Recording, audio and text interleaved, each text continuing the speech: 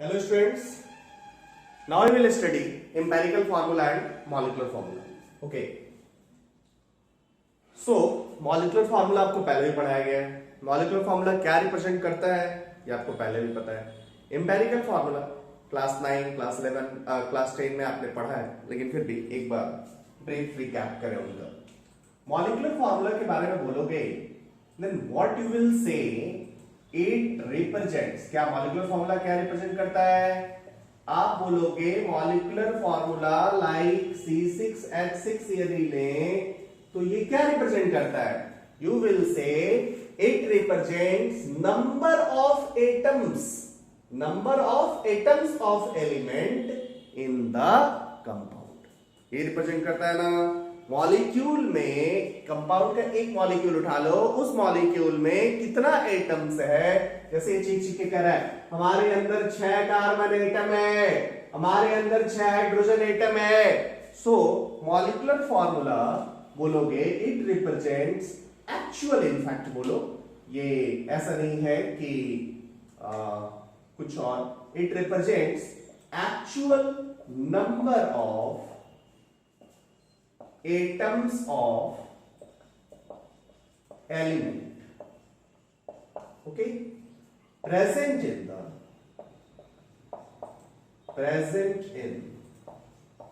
the molecule. Molecule में किसी element का कितना एटम है ये मॉलिक्यूलर फॉर्मूला रिप्रेजेंट करता है. What about empirical formula? Empirical formula की बात करोगे तो ये C6H6 आपने लिया, this one is molecular formula. इसमें 6 से ये डिविजिबल है ना. यदि ये 6 से डिविजिबल है तो 6 से डिवाइड कर दो तो कोई कहेगा कि ये CH है. इस फॉर्मूला को हम लोग लेते हैं एम्पिरिकल फॉर्मूला. इस फॉर्मूला को बोलते हैं एम्पिरिकल फॉर्मूला. मतलब इसके मॉलिक्यूल में कितना एटम उससे अननोन. जस्ट आप सिंपलेस्ट होल नंबर रेशियो ले लीजिए, जिससे डिविजिबल है काट दीजिए, तो जो आपको मिल जाएगा उसको हम लोग बोलेंगे एम्पिरिकल फॉर्मूला. तो इसको हम लोग क्या बोलेंगे? It represents. क्या रिप्रेजेंट करता है? Simplest ratio. ये सिंपलेस्ट रेशियो किसमें? ये रेशियो होल नंबर में.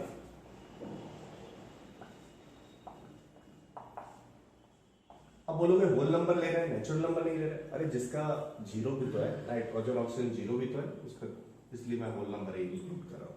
It represent simplest ratio of atoms of element present in any molecule of the substance. Okay. So आप बोलोगे empirical formula simplest ratio of atoms है. simplest ratio है, जिससे भी डिविजिबल हो रहा है आप कर दो. ओके. मॉलिक्यूलर फॉर्मूला क्या है? एक्चुअल नंबर है. जरा थोड़ा एग्जाम्पल के थ्रू हम और समझते हैं. इधर मैं ले रहा हूं एक साइड मॉलिक्यूलर फॉर्मूला मैं लिख रहा हूं, दूसरा साइड एम्पिरिकल फॉर्मूला. थोड़ी आपकी और अंडरस्टैंडिंग क्लियर होगी. जिनको नहीं, जिन भूल चुके हैं पूरा, उनके लिए. जैसे मान लीजिए मैंने लिया H2O2. This is a molecular formula. एक मॉलिक्यूल का एक फॉर्मूला. H2O2 का एक मॉलिक्यूल उठाए तो उसमें 2 एटम ऑफ ऑक्सीजन है, 2 एटम ऑफ हाइड्रोजन है, बट ये आपको 2 से डिविजिबल दिख रहा है. सो इसका एम्पिरिकल फार्मूला जो हो जाएगा वो HO हो जाएगा. ओके. नेक्स्ट मैंने एग्जांपल लिया C6H12O6. जानते ही हो आप उसको. यहां पे आपको क्या दिख रहा है? कार्बन का 6 एटम, हाइड्रोजन का 12 एटम, ऑक्सीजन का 6 एटम. डिविजिबल किससे है? 2 से लग रहा है, नहीं 6 से लग रहा है. 1 2 1, यस 6 से डिविजिबल लग रहा है. 6 से डिवाइड कर दिया, क्या आ गया? CH2O. ओके. आप बोलोगे और भी लेते हैं, C2H6. मतलब यहां से क्या आ जाएगा? 2 से डिविजिबल दिख रहा है, दिस वन इज CH3। और एग्जांपल C4H10 किससे डिविजिबल दिख रहा है, 2 से डिविजिबल दिख रहा है। C2 simplest whole number ratio लेकिन होना चाहिए, ये नहीं कि 4 से डिविजिबल करके 2.5 लिख दिए, no. C2H5 this is empirical formula. देखो इसका कोई एग्जिस्टेंस नहीं होता है, जस्ट ये एक फॉर्मूला है। ऐसा नहीं है कि इसमें OH ना एग्जिस्ट करता है, नो, एग्जिस्ट इस फॉर्म में करता है, बस हम जस्ट एक डिफाइन करते हैं। अब आप बोलोगे क्यों डिफाइन कर रहे हैं? जब हम लोग एक सब्सटेंस का वेट कैलकुलेशन वगैरह करके कोई भी सब्सटेंसेस में ऑब्जर्व करते हैं कौन कौन सा एलिमेंट है, उसका क्या कंपोजिशन है, उसके बाद उस कंपोजिशन से जब हम डिराइव करते हैं तो यही वाला फॉर्मूला हम लोग ऑब्टेन करते हैं। सो इस फॉर्मूले को हम लोग एम्पिरिकल फॉर्मूला बोलते हैं। ओके, सो ये तो समझ आया कि कभी भी एम्पिरिकल फॉर्मूला निकालना है तो कुछ नहीं करना है, जो कॉमन फैक्टर दिख रहा है उस कॉमन फैक्टर से डिवाइड कर दीजिए, you can get empirical formula. It's very easy. Now students, हम लोग थोड़ा एक चीज देखें, जितना भी एग्जांपल मैंने आपसे लिया है उसी एग्जांपल्स को ठीक से देखो तो आपको दिखाई देगा क्या। OH is empirical formula, H2O2 is molecular formula, इसका कॉमन फैक्टर क्या था, 2। मतलब एम्पिरिकल फॉर्मूला, आप इधर से इधर जाओ, सब में इधर से इधर जाओ, सब में इधर से इधर जाओगे तो एम्पिरिकल फॉर्मूला में 2 से मल्टीप्लाई कर दिए तो ये मॉलिक्यूलर फॉर्मूला आ गया। यहां पे आप बोलोगे कौन फैक्टर 6 था ना, सो 6 से मल्टीप्लाई कर दिए तो मॉलिक्यूलर फॉर्मूला होगा। यहां पे आपने 2 से मल्टीप्लाई किया तो ये मिल गया, यहां पे आपने 2 से मल्टीप्लाई कर दिया तो ये मिल गया। अच्छा, जो कॉमन फैक्टर था उसी को काट के आपने एम्पिरिकल फॉर्मूला निकाला। इसी कॉमन फैक्टर को मल्टीप्लाई, और कॉमन फैक्टर तो कोई ना कोई इंटीजर ही होगा, कोई ना कोई होल नंबर ही होगा। ओके, सो इसी कॉमन फैक्टर को आपने जब मल्टीप्लाई किया तो ये मॉलिक्यूलर फॉर्मूला निकल गया। सो आप बोलोगे एक बात तो भैया क्लियर है क्या, यहां से एक बात क्लियर दिख रहा है, व्हाट इज दैट?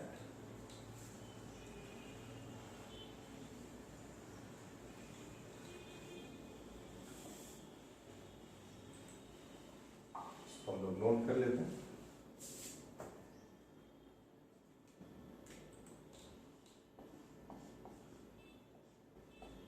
नोट 1 लिखें, क्या होगा वो, एम्पिरिकल फॉर्मूला।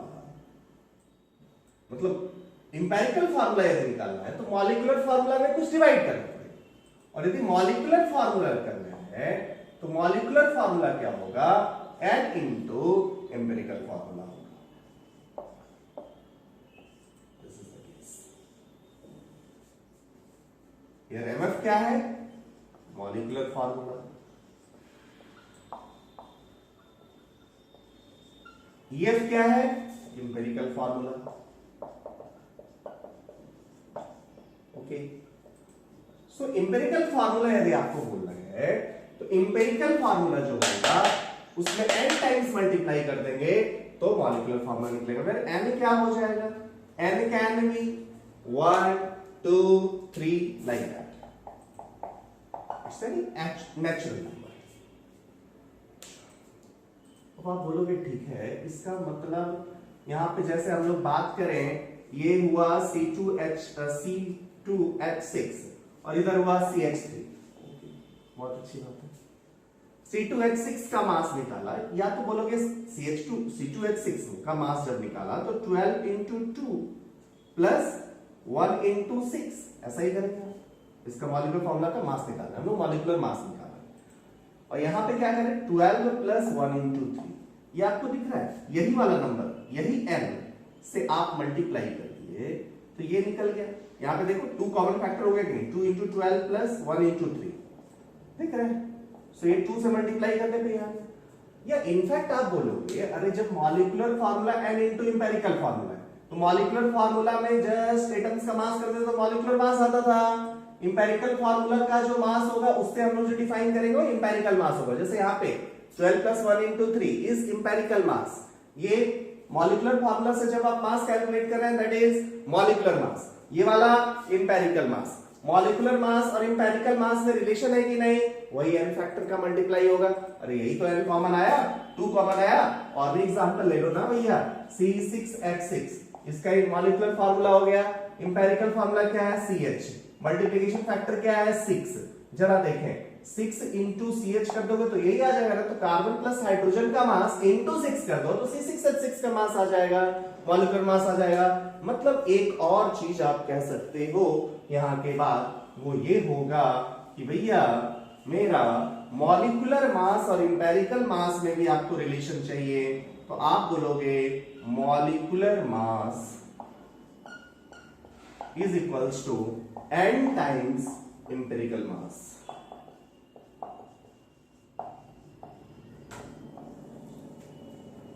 समझ आ रहा हो, n times empirical mass. Empirical mass आपको बताना है तो आप क्या करो, मॉलिक्यूलर मास में n करो, n वही यही वाला है। सो ये भी आपको समझ में अच्छे से आ गया होगा। क्लियर है?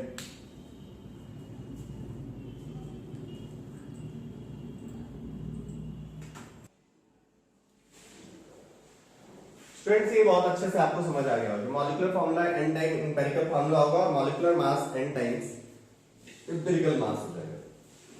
इस पे बहुत छोटे छोटे क्वेश्चन लिए जा सकते हैं, वैसे आप 9-10 में खूब किए, बट फिर भी कुछ क्वेश्चंस आप कर सकते हो। क्वेश्चन नंबर 1 हम लोग लिखेंगे।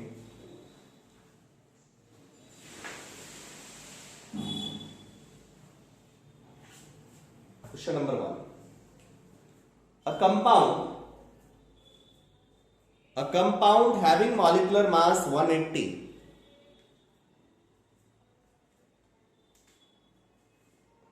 or compound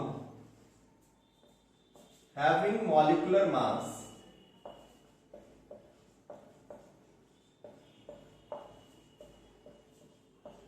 180 has empirical formula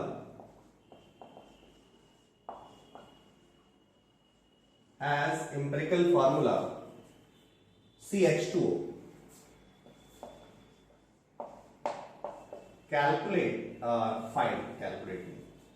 Find molecular formula. Molecular formula निकालना है, इंपेरिकल फार्मूला दिया हुआ है, बहुत सिंपल क्वेश्चन है। मैं इंपेरिकल फार्मूला दिया हुआ, मॉलिक्यूलर मास दिया हुआ है, तो अब आप इंपेरिकल मास और मॉलिक्यूलर मास में रिलेशन कर दोगे ना, जल्दी बोलो। बहुत इजी है, इट्स वेरी इजी। कैसे? सीधा दिख रहा होगा, मॉलिक्यूलर फार्मूला निकालना है, ये कितना है CH2 है, ठीक। This one is empirical formula. Molecular formula यहाँ कुछ होगा, कार्बन होगा, हाइड्रोजन होगा, ऑक्सीजन होगा, X होगा, Y होगा, कुछ Z होगा।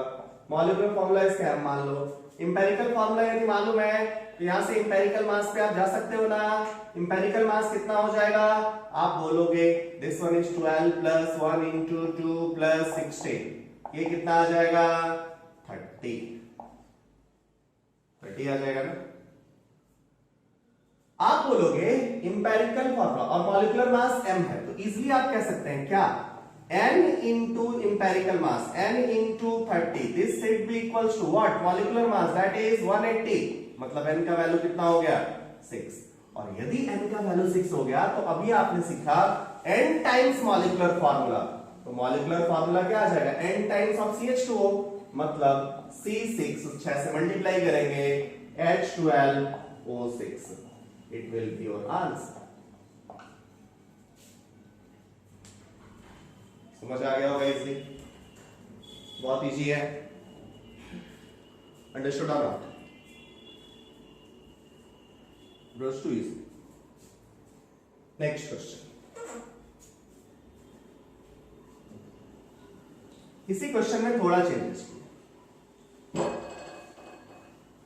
क्या देखिए, कंपाउंड हैविंग मॉलिक्यूलर मास नहीं,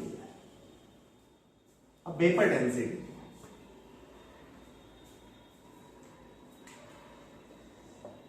vapour density 46 has empirical formula NO2 has empirical formula NO2. Find molecular formula fast. It's very easy. Find molecular formula. कर लिए होगे. Vapor density N2O4 provided compound gaseous है. गलती से मेरे मुंह से आंसर निकल गया. Sorry. Okay. कंपाउंड दिया हुआ है गैसेस. वेपर डेंसिटी आप इजीली मॉलिक्यूलर मास इजीली कर सकते हो ना. मॉलिक्यूलर मास क्या हो जाएगा? 46 into 2 हो जाएगा. Okay, means it's 92. Molecular mass आपको दिख रहा है 92. सो मॉलिक्यूलर मास आपको दिख रहा है 92 equals to n times empirical mass हो जाएगा. एम्पिरिकल मास इज नाइट्रोजन के लिए 40, ऑक्सीजन के लिए 16 into 2 32 प्लस 14 46 हो गया. n का वैल्यू मतलब 2 आ गया. सो मॉलिक्यूलर फॉर्मूला कोई भी कह देगा NO2 को 2 से मल्टीप्लाई करके ये मतलब N2O4 ही आने वाला है. Too easy.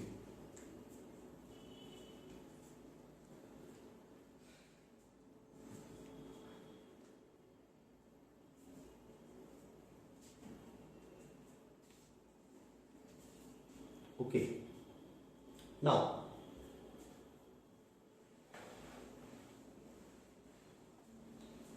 we will move to next note. Note 1 2 मैंने बताया, उस पे आपको क्वेश्चंस दे दिया. आपको क्वेश्चंस के थ्रू नोट 1 2 मैंने समझाया. नोट 3 क्या है? एम्पिरिकल फार्मूला के अबाउट नोट 3. आप बोलेंगे 2 or more than 2 compounds. जैसे आप बात करो C2H2 और बात करो C6H6 की. आपको ये पता है C2H2 क्या है? Yes, acetylene. ये पता है क्या? बेंजीन. अरे ये वाला ये है C6H6 बेंजीन, और ये वाला C2H2 ये है. ये दो अलग अलग सब्सटेंस है. देखो यहाँ पे डबल बॉन्ड दिख रहा है, ट्रिपल बॉन्ड दिख रहा है. एकदम नेचर वाइज दोनों बिल्कुल अलग अलग, लेकिन इन दोनों का इंपेरिकल फॉर्मूला यदि बोलोगे तो ये दोनों CH है. What do you mean by this? 2 or more than 2 substance, अलग अलग सब्सटेंस है, बट इसका इंपेरिकल फॉर्मूला सेम है. सो आप बोलोगे इस नोट में, व्हाट यू विल से? 2 or more than 2 compounds. 2 or more than 2 compounds, और डिफरेंट कर दो, इसको हटा दो, आप कह दो डिफरेंट. ऐसे किसी ने लिख लिया तो छोड़ दो. Different compounds can have same empirical formula. Okay, compound से दोनों डिफरेंट है, बट इसका इंपेरिकल फॉर्मूला सेम है. सो एक, दो ले लो, तीन ले लो, ऐसे ढेर सारे टाइप के सब्सटेंसेस हो सकते हैं जिनका इंपेरिकल फॉर्मूला सेम है. उनका सब कुछ अलग है, बट इंपेरिकल फॉर्मूला सेम है.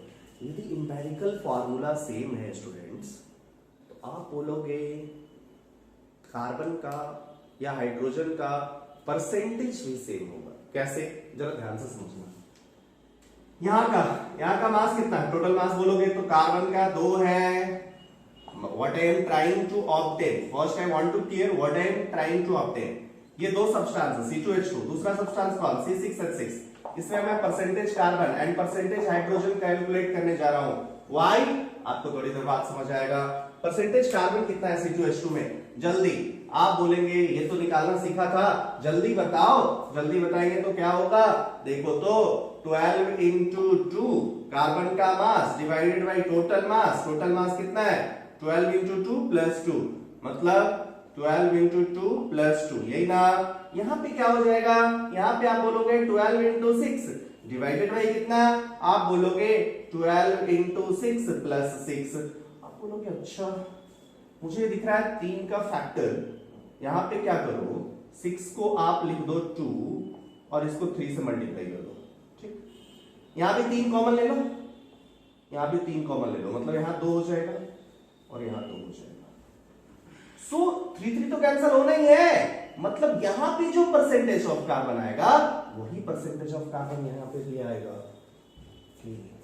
जब इंपेरिकल फार्मूला सेम है तो percentage of carbon and percentage of hydrogen भी सेम होगा। अब मान लो आपने एक्सपेरिमेंटली सब्सटेंस डिसाइड किया कि इसमें कार्बन है, हाइड्रोजन है, ऑक्सीजन है। दूसरा सब्सटेंस भी डिफाइन किया, इसमें कार्बन है, हाइड्रोजन है, ऑक्सीजन है। आपने एक्सपेरिमेंटली देखा, एक्सपेरिमेंटली आपने एनालाइज किया कंपाउंड का और उसमें आपको कार्बन, हाइड्रोजन, ऑक्सीजन दिखा। दूसरा सब्सटेंस भी दिखा, उसमें भी कार्बन, हाइड्रोजन, ऑक्सीजन दिखा। फिर आपने परसेंटेज डिफाइन किया, दोनों जगह परसेंटेज सेम आया। क्या ये दोनों सेम होंगे? क्या ये सब्सटेंस दोनों सेम होंगे? What you will say? No.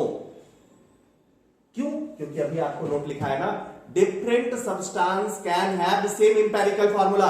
If different substance can have same empirical formula, what do you mean by it? If different substance can have same empirical formula, means they have same percentage composition. If percentage composition यदि same आ गया तो वो substance तो दोनों अलग होंगे।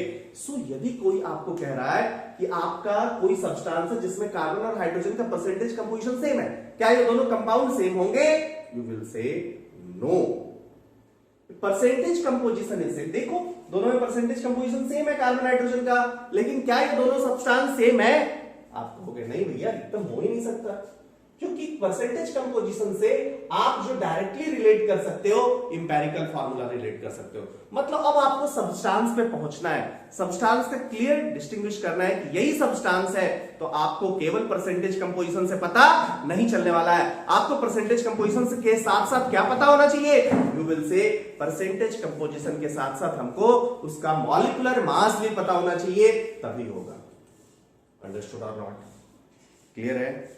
सो आप बोलोगे कि आपको किसी सब्सटेंस के बारे में पता करना है या उसका मॉलिक्यूलर फार्मूला पता करना है, then you must know two informations. So next note please right.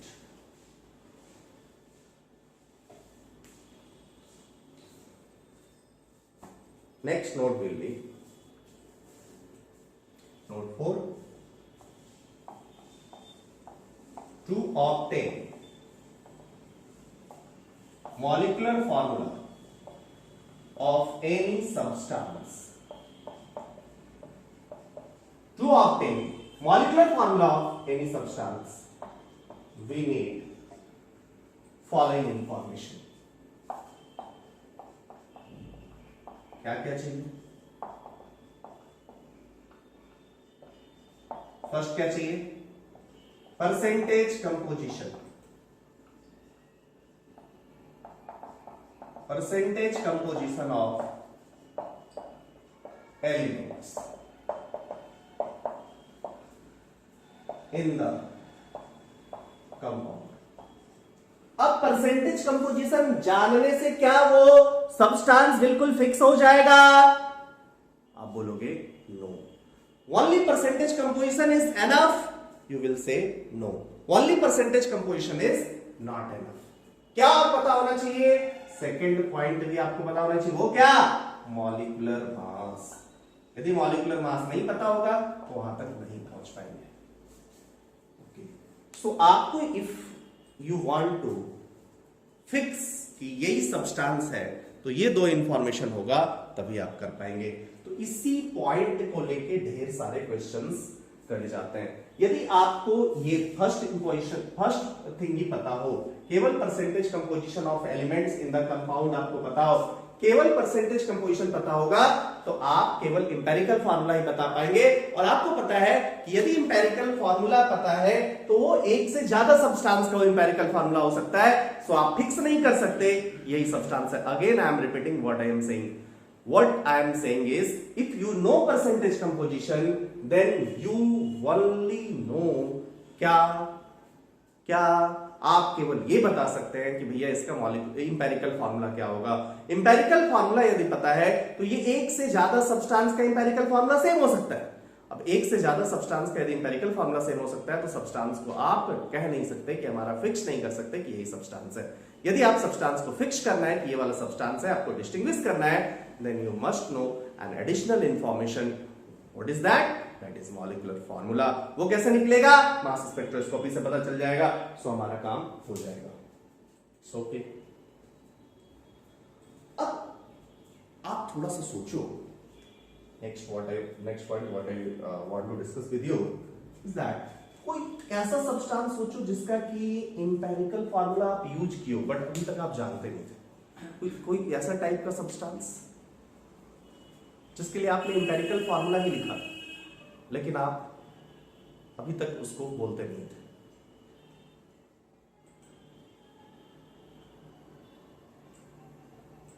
You can think covalent substance H2 ना इसमें तो मॉलिक्यूलर फॉर्मूला ही लिखते थे।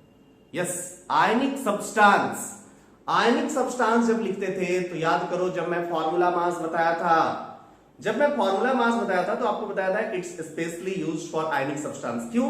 क्योंकि उसमें आयंस एक क्रिस्टल में ढेर सारे आयंस होते हैं। NaCl का लिया था, NaCl के 6 एटम्स थे, 6 आयंस थे एक क्रिस्टल में। तो उस केस में आप NaCl होल 6 तो नहीं लिखे थे, उस केस में आपने केवल NaCl लिखा था। Means for ionic substance empirical formula is written for ionic substance. Ionic substance के लिए क्या किया जाता है? Generally empirical formula is written, generally क्या लिखा ही जाता है। Okay, so this are the important things about empirical formula. अब मैंने छोटे छोटे क्वेश्चन अभी सॉल्व किए थे, कुछ और क्वेश्चन सॉल्व करने की आपको जरूरत है। नाउ परसेंटेज कंपोजिशन और ये वाला जो पॉइंट है, पॉइंट 4 से हम लोग क्वेश्चंस अभी तक सॉल्व नहीं किए हैं। पॉइंट 3 जो मैंने आपको बताया डिफरेंट सब्सटेंस, मतलब point 3 and point 4 is related points and point 3 and point 4 से आपको क्वेश्चन बनाने की जरूरत है, यहां से सॉल्व करने की जरूरत है। So we are moving to that part.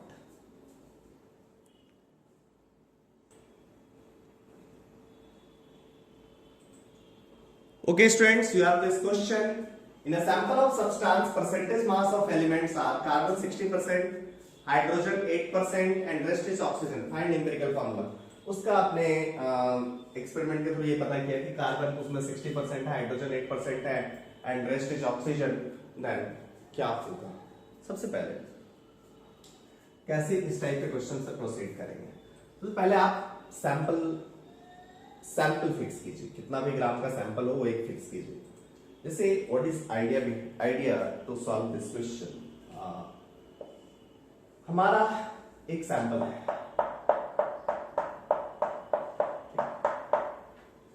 इस सैंपल में नंबर ऑफ कार्बन एटम्स का बात करोगे तो वो तो कोई n इंटू इंटीजर ही होगा ना।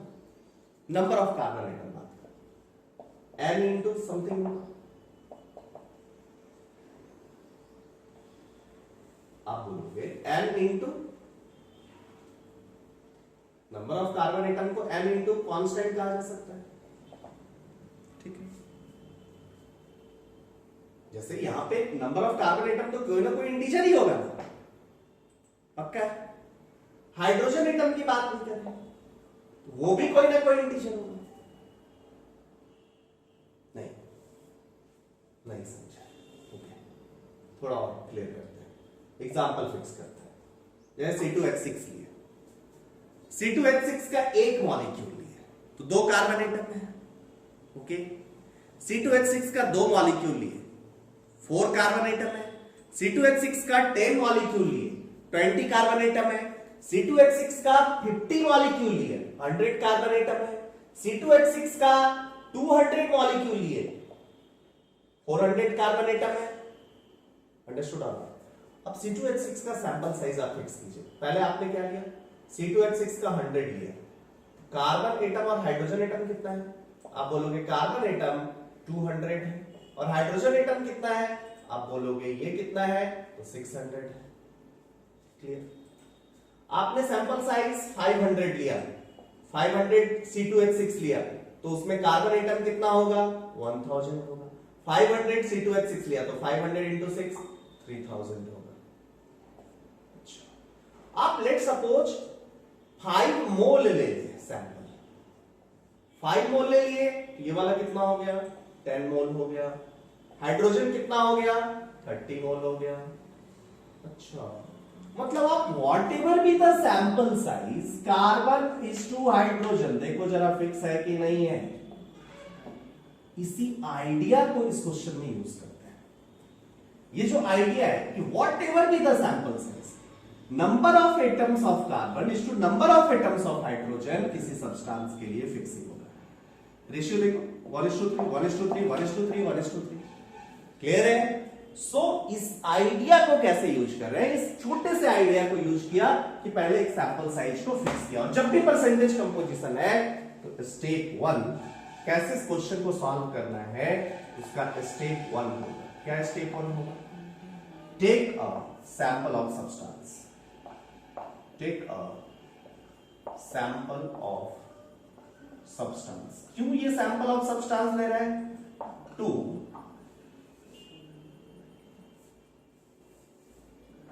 fix the mass of each elements, mass or number of each elements। समझ आ रही हो? इस नंबर को जब तक फिक्स नहीं करेंगे तो रेशियो डिटरमाइन नहीं होगा ना। अब एक पार्टिकुलर नंबर ले लेते हैं और इससे रेशियो देख लेते हैं, हमेशा वही ना होगा, इंपेरिकल फार्मूला पता चल जाएगा, C2H6 है 1:3 होगा। अंडरस्टूड होगा? तो take a sample of substance, किसके लिए? टू फिक्स मास और number of each elements. Okay, step 2। अच्छा, इसी स्टेप में ये भी लिख लेंगे, जनरली कंपोजिशन यदि दिया हुआ है तो आप 100 ग्राम ले लीजिए। यदि परसेंटेज के लिए आप क्या करो कि 100 ग्राम ले लो, ऐसा नहीं कि फिक्स नहीं, आप कुछ भी ले लो ना यार, अपना गर्लफ्रेंड के डेट ऑफ बर्थ ले लो ना, कोई फर्क नहीं पड़ता। लेकिन यदि परसेंटेज दिया हुआ तो 100 ग्राम से सीधा आपको निकल जाएगा। जैसे मैंने 100 ग्राम का सैंपल लिया तो सीधा मुझे कार्बन पता चल गया कि 60 ग्राम है, तो थोड़ा सा कैलकुलेशन से बचेंगे। ओके, स्टेप 2 जब हमें कार्बन का नंबर पता चल गया, कार्बन का मास पता चल गया, तो पहले नंबर ऑफ मोल निकाल लीजिए। अब क्या कीजिए, number of mole of, calculate number of mole of each elements, number of mole of each elements, number of mole of each elements या number of mole of each elements ही रहेगा। Carbon element का कितना number of mole है, hydrogen element का कितना number of mole है, ये करने हैं। ओके, यही क्या हो गया, this one is molar ratio. Now step 3, calculate molar ratio. जैसे यहां पे हमने किया, नंबर ऑफ एलिमेंट्स का एटम्स फिक्स हुआ 1300, तो मोलर रेशियो क्या हुआ 1:3। मोलर रेशियो क्या हुआ 1:3 हुआ। अब ये भी तो हो सकता है कि C4H10 हो, तो यहां पे रेशियो कुछ हो सकता है कि रेशियो इंटीजर ना आए। सो यदि रेशियो इंटीजर ना आए तो आप स्टेप 4 आप क्या करेंगे कि आप एक नंबर से मल्टीप्लाई करेंगे। So write down step 4.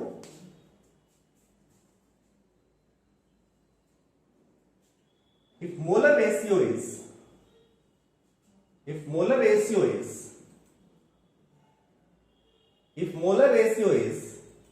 fractional, if molar ratio is fractional, then multiply it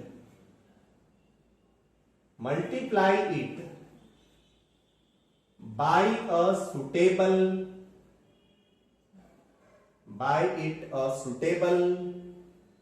number and convert it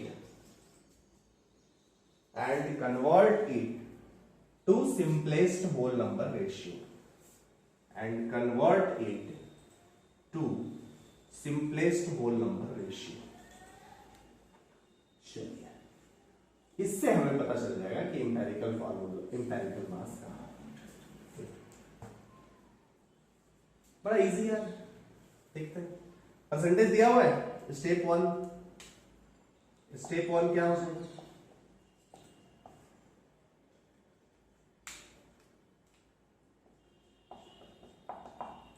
take क्या, मास ऑफ सब्सटेंस 100 ग्राम लिया, इसमें कार्बन का मास कितना हो गया 60 ग्राम, हाइड्रोजन 8 ग्राम और रेस्ट क्या है ऑक्सीजन 32 ग्राम। ओके, नंबर की बात करें 16/12 5 8 2 क्लियर है। तो ये तो आएगा 16 नंबर ऑफ मोल।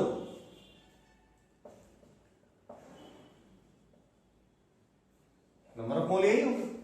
अभी आपको दिख रहा है कि सीधा क्या है सिंपलेस्ट होल नंबर रेशियो यही लिख दिया जाए।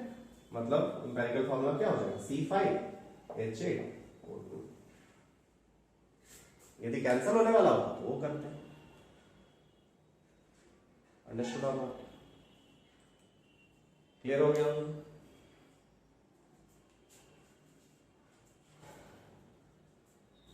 Will move to next question. आपको क्लियरली दिख रहा हो अरे नंबर ऑफ मोल का रेशियो मतलब ये जो सैंपल है उसमें 5 मोल कार्बन 8 मोल हाइड्रोजन 2 मोल O2 तो जितने का भी सैंपल आया वो जो भी सैंपल साइज था उसमें मोलर रेशियो तो हमेशा ही है। एटम का रेशियो यही होगा, एटम्स का रेशियो यही होगा। सो C5H8O2 ही रहना है उस सब्सटेंस का empirical formula.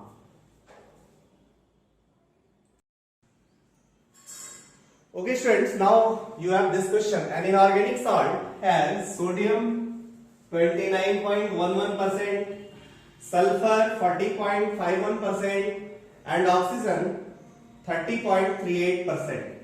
Find empirical formula. बहुत इजी है, परसेंटेज दिया हुआ है। क्या करना चाहिए हमें? टेक क्या सैंपल, मास ऑफ सैंपल कितना लिया? Take mass of sample equals 100 gram. Mass of sodium उसमें कितना? सोडियम का मास हो गया 29.11 ग्राम। सोडियम का मास 29.11 ग्राम। ऑक्सीजन का मास जस्ट सल्फर, सल्फर का मास 40.51 ग्राम। ऑक्सीजन का मास 30.38 ग्राम। ये बेनिफिट है किसका? परसेंटेज जब मास ऑफ सैंपल आपने 100 ग्राम ले लिया। अब हम लोग क्या निकालेंगे? नंबर ऑफ एटम्स निकालेंगे। यहां पे नंबर ऑफ एटम्स कितना हो जाएगा? 29.1 डिवाइडेड बाय 23 ग्राम ग्राम पर मोल। ठीक है, 40.51 gram divided by sulphur, sulphur के लिए कितना? 32 ग्राम पर mole. Next is oxygen 30.38 divided by 16। Obviously सारे एटम्स की बात कर रहे हैं, so you have to take atomic mass. यहां पे यदि आपने मॉलिक्यूलर मास लिया आप खत्म। क्या कर रहे हैं पहले ये समझो, कुछ भी मत करो। We are taking atoms not molecular mass. ये वाला जो आपको निकल के आ रहा है that is approximately 1.26। This one is also approximately 1.26 and this one is approximately 1.8। अब आपको ये दिख रहा होगा, क्लियर रेशियो आपको दिखाई नहीं दे रहा है।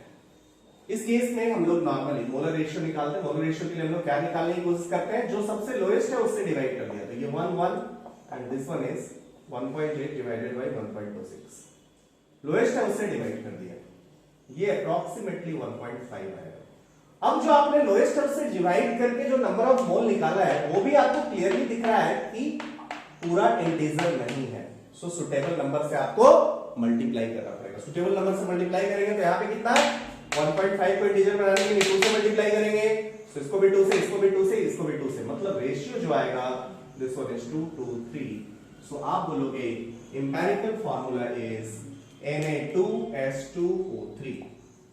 सो इनऑर्गेनिक सॉल्ट इज Na2S2O3। तो ये मैं स्टेप 4 आपसे बोल रहा था, step 4 last part, if it is not integer then multiply it by suitable integer such that it will in whole number, so that ratio will be in whole number. Understood this point? Now अब हम लोग empirical, कभी भी percentage composition दिया हुआ है तो उससे इंपेरिकल फार्मूला कैसे कैलकुलेट करना है ये हम लोगों ने समझ लिया। इंपेरिकल फार्मूला से मास पे जाना है, वो आपको इजीली पता है, यू नो दिस। सो आपको कभी भी मास कैलकुलेट करना है, मींस मॉलिक्यूलर मास दिया हुआ है और देन मॉलिक्यूलर फार्मूला कैलकुलेट करना है, तो हमारे पास दो मेथड्स होंगे। जैसे मैं आपसे बात करूं, एक question,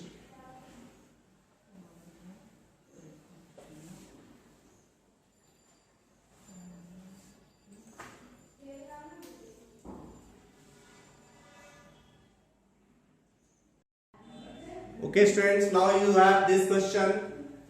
A compound that gives the following mass percent on analysis: chlorine 71.65%, carbon 24.27%, hydrogen 4.07%. If molar mass equals 98.96 gram per mole, calculate empirical formula and molecular formula. Now you have to solve this. बहुत easy है। Method 1, we are going to discuss two methods in this question. Whenever molecular mass is given, मतलब part 2 of the जो information का part 2 जब भी given होगा तो आप दो मेथड से जा सकते हैं। Method 1 is percentage composition, method 2 जो हमारा यूजुअल मेथड था इंपेरिकल फार्मूला, आप पहले निकालिए और इंपेरिकल फार्मूला इनटू n कीजिए, मॉलिक्यूलर फार्मूला पे रीच कीजिए। तो पहले हम लोग मेथड 2 या मेथड 1 इसी को लेते हैं जो हम लोग प्रीवियस मेथड हम लोगों ने पढ़ा है। सो मेथड 1 से सॉल्यूशन करते हैं। आपको क्या बोला गया था? बोला गया था मास ऑफ सैंपल कितना ले लीजिए, 100 ग्राम। तो मास ऑफ इंडिविजुअल, क्लोरीन का, कार्बन का, हाइड्रोजन का मास डिफाइन किया जा सकता है। 100 ग्राम का सैंपल लेंगे तो 71.65 ग्राम होगा मास इन ग्राम, यही ना जो सैंपल लिया उसमें 71.65, ये वाला कितना 24.27, यही ना। हाइड्रोजन वाला कितना 4.07, यही ना। अब क्या नंबर ऑफ मोल, एक्चुअली जो क्वेश्चन जहां से भी लिया गया ना उसमें उसने मोलर मास को एलिमेंट्स का मोलर मास दिया, एलिमेंट्स का मोलर मास दिया है, मतलब जो भी दिया हुआ है क्लोरीन का 35.5 इज गिवन, सो आपको वही रखना पड़ेगा। क्लोरीन का 35.5, सो क्लोरीन का कितना आ जाएगा यहाँ पे 71.65 ग्राम डिवाइडेड बाई 35.5 ग्राम पर मोल, क्लियर है। तो ये वाला चीज जो आएगा, ये जब आप कैलकुलेट करेंगे then it is coming as 2.021 this one. चलिए कार्बन का, कार्बन इज 24.27 बाई 12 ग्राम पर mole and this one is in gram, again it is coming as 2.021. Hydrogen की बात करें 4.0747 divided by 1 gram per mole, this one is coming as 4.04. अब आप ratio इनका divide कीजिए, मतलब मोलर रेशियो यदि लें आपको सीधा दिखेगा, जो लोअर है उससे डिवाइड कर देते हैं हम लोग 1 1 2, जो कम है उससे डिवाइड कर दीजिए, आपको रेशियो दिख जाएगा। So empirical formula will be ClCH2, बोलो CH2Cl, CH2Cl, this one is empirical formula. Order कुछ भी लिख सकता है, ये कोई मैटर नहीं करता है। अब इंपेरिकल फार्मूला जब आपसे निकल गया तो अब आप आ सकते हो मॉलिक्यूलर फार्मूला पे। कैसे? मोलर मास पता है ना, मोलर मास कितना, हमारे पास जो इंफॉर्मेशन है जो हमने पढ़ा था, molar mass is equals to n into empirical mass. n क्या होगा? Molar mass by empirical mass. Molar mass कितना है 98.96। इंपेरिकल मास कितना है कार्बन का बोलिए भैया। कार्बन का 12.08 30 शायद वो देख लिया, 12.01 गिवन है। हाइड्रोजन का 1.08 गिवन है। इसका सम करके जो गिवन है, हाइड्रोजन का गिवन है 1.008, कार्बन का 12.01 एंड क्लोरीन का 35.45। ये दिया हुआ है, ये क्वेश्चन नहीं दिया होना चाहिए, ये दिया हुआ है। यहां से जो आपका आ रहा है इंपेरिकल फार्मूला मास इज 49.48। ये जो इंपेरिकल फार्मूला आप निकाल रहे हो दैट इज 49.48, मतलब ये अप्रोक्सीमेटली आपको डबल दिख रहा होगा। तो empirical formula mass is N/2। तो आप बोलेंगे जब N2 आया तो मॉलिक्यूलर फार्मूला निकालने के लिए क्या करें, N से मल्टीप्लाई करें, मतलब C2H4Cl2 इज आंसर। देखिए एक छोटा सा छूट गया था, हाइड्रोजन का 1.008 लेना था, कार्बन का 12.01 लेना था, क्लोरीन का 35.45 लेना है। यदि आप 1, 12 और 35.5 लेते हैं तो ये अप्रोक्सीमेट आएगा, देन एग्जैक्ट रिजल्ट आपका मैच नहीं करेगा, बस ये हो जाएगा। Clear to all of you? Now we will move to method 2 for this question. Whenever molecular mass is given, a molar mass is given, बहुत आसान है एक सेकेंड मेथड निकालना, मेथड 2 से करना। कैसे? एंड आई विल सजेस्ट कि आप ये मेथड अच्छे से यूज कीजिए, परसेंटेज कंपोजिशन के मेथड को, यू विल फील गुड। क्या आप क्या कीजिए ना, let molecular formula will be, directly मानिए, लेट मॉलिक्यूलर फार्मूला क्या होना चाहिए, क्लोरीन का X होना चाहिए, हाइड्रोजन का Y होना चाहिए और कार्बन का Z होना चाहिए। कोई दिक्कत नहीं, XYZ की वैल्यूज पता होनी चाहिए। यार XYZ क्या है, X, Y and Z are whole number.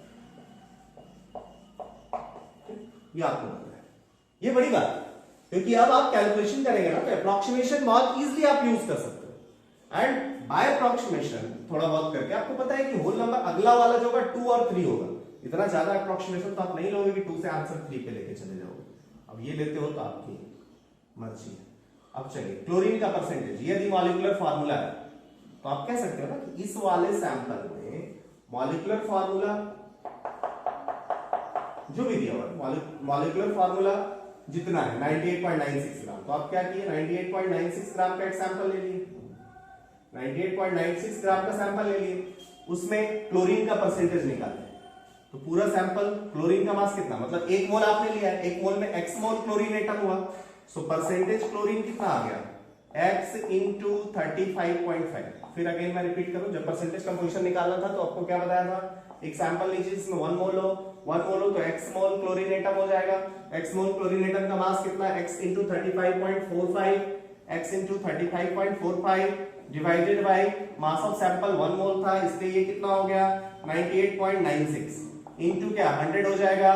This is percentage composition ना, और ये गिवन किसके है, परसेंटेज क्लोरीन किसके है 71.65 के। तो 71.65 is equals to x into 35.45 into 100 by 98.96।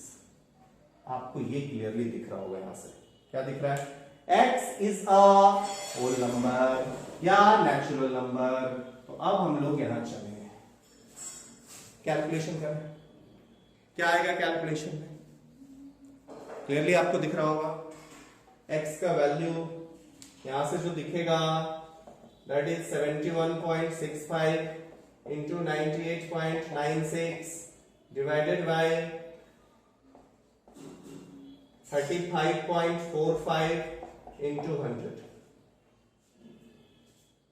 ये अप्रोक्सीमेटली दिखेगा डबल से कुछ ज्यादा है, और ये उतना ही कम है, ज्यादा कम 2, x इज अराउंड 2, चलिए दिख गया, मतलब x का वैल्यू 2 निकल गया। अब जो आपने मॉलिक्यूलर फार्मूला निकाला था ClX, hydrogen Y and carbon Z, इसमें x का वैल्यू नो, वैसे ये y के लिए सॉल्व करें, y के लिए कैसे सॉल्व करें, तुरंत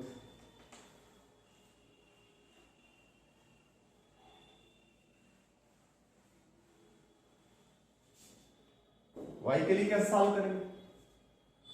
y के लिए आप बोलोगे हाइड्रोजन का percentage hydrogen is equals to दिया हुआ है 4.07 is equals to y into 1 divided by molar mass 98.96 into 100 यहां से आएगा। ओके, सो y का वैल्यू जो आया 4.07 into 98.96 by 100 into 1.008। आप बोलोगे ये थोड़ा ये सब कैंसल होके कुछ आपको क्या दिख रहा है? ये अप्रॉक्स कैलकुलेट होगा, ये 4 टाइम्स दिख रहा है, मतलब y is approximate, y is 4 और y 4 निकल गया, x निकल गया, y निकल गया, मोलर मास गिवन है, z तो ऐसे ही निकल जाएगा, या फिर इस तरीके से भी आप निकाल सकते हैं। अंडरस्टूड और नॉट? सो आपके पास जब भी मास परसेंटेज कंपोजिशन के साथ साथ मोलर मास गिवन है, then you have two methods. I will prefer all this method two. Why? Because x y z इसमें एग्जैक्ट कैलकुलेशन की जरूरत नहीं होती।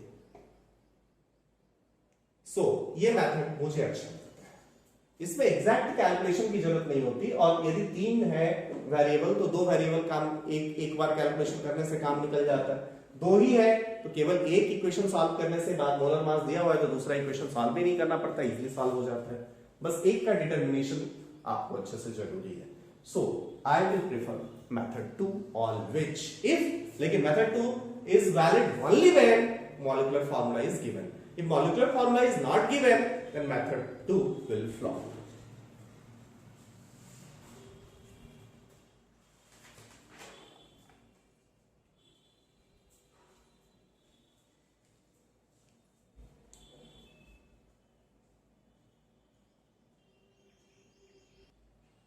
स्टूडेंट्स, मैंने पिछली बार जो बोला, मतलब मैं उसको समराइज करूं, जब आपका परसेंटेज कंपोजिशन के साथ साथ मोलर मास गिवन है, you have 2 methods. I will prefer method 2 इन विच हम लोग क्या करेंगे, परसेंटेज कंपोजिशन यूज करेंगे। जब, लेकिन ये कब? जब मोलर मास गिवन है। Now coming to next question, इसमें परसेंटेज कंपोजिशन नहीं दिया है, इस क्वेश्चन का थीम थोड़ा डिफरेंट है। इस क्वेश्चन के थीम में बोला है 2.8 ग्राम ऑफ ऑर्गेनिक सब्सटेंस, एक ऑर्गेनिक सब्सटेंस है, मतलब इसमें कार्बन है, हाइड्रोजन वगैरह है, is burnt in excess of oxygen to give 8 point organic substance, इसके और बोल दीजिए organic substance having carbon and hydrogen या हाइड्रोकार्बन बोल दिया जाए। इसको जब बर्न कर रहा है तो जो बना रहा है that is 8.8 gram CO2 and 3.6 gram H2O।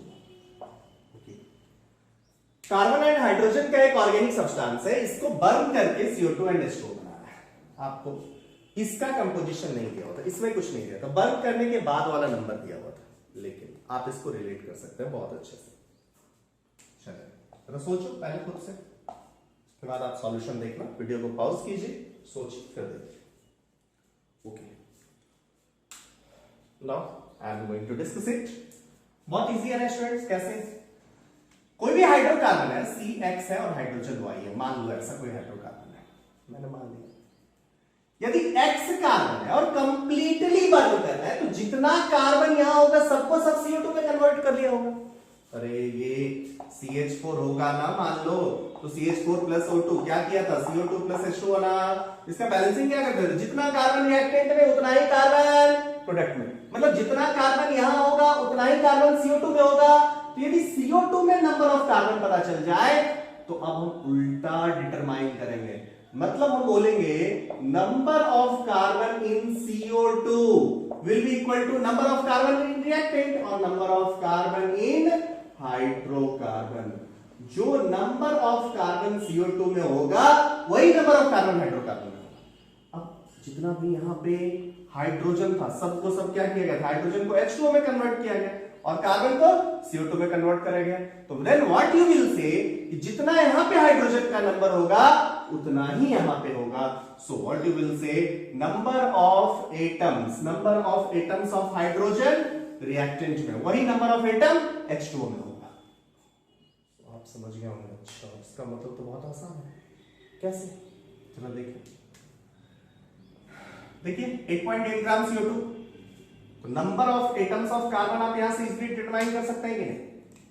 Number of क्या atoms of carbon equals to what 8.8 gram divided by क्या 44 ग्राम पर मोल, ये क्या आ जाएगा 0.2। Okay, next is number of atoms of hydrogen. Hydrogen की बात करें, अरे जितना CO2 में जितना CO2 का मोल था उतना ही तो कार्बन का मोल होगा। एक मोल CO2 लिए तो एक मोल कार्बन हुआ, तो CO2 का मोल निकालिए कार्बन का मोल हो गया। Hydrogen 2 times number of molecules of H2, number of mole of H2। क्यों? क्योंकि हाइड्रोजन में 2 एटम है, तो जितना H2 होगा उसका 2 टाइम्स नंबर ऑफ हाइड्रोजन होगा। 2 इंटू H2 का कितना आप बोलोगे 3.6 डिवाइडेड बाय H2 का कितना 18 ना, 18 ग्राम पर मोल। तो ये कितना हो जाएगा, this one is 0.2 0.4, this one is 0.4 0.4, so this one is 2 into 3.6 into 18, ये करोगे तो 0.2 आएगा, 0.2 into 0.2 that is 0.4, it's okay। now अब आपको ये दिख रहा है कि कार्बन का ये डबल है, ये जो सैंपल है उसमें कार्बन और हाइड्रोजन का रेशियो 1:2 है, तो हमें चाहिए था।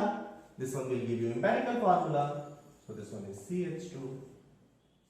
Clear to all of you? इस तरीके से आराम से हम निकाल सकते हैं। अगर मोलर रेशियो 1:2 आ गया, मोलर रेशियो 1:2 आ गया, means empirical formula is CH2। Clear to all of you? So this is the discussion about empirical formula. Now you should solve questions, और यदि कोई डाउट आता है प्लीज आप मुझे बताइए, I will give you solution of the questions such that आपको दिक्कत ना हो। लेकिन मैंने मोटा मोटी आपके सामने आइडिया रखा कि ऐसे ऐसे आपको डील करना है। Now you have to think क्या है नहीं है, इसको सोच के आपको करना चाहिए। Thank you to watching to watch this lecture. Okay, so हम लोग नेक्स्ट पार्ट में मिलेंगे। नेक्स्ट पार्ट ऑब्वियसली स्टोइकियोमेट्री हम लोग स्टार्ट करेंगे और उसका हम लोग लेक्चर्स देखेंगे। Thank you to all.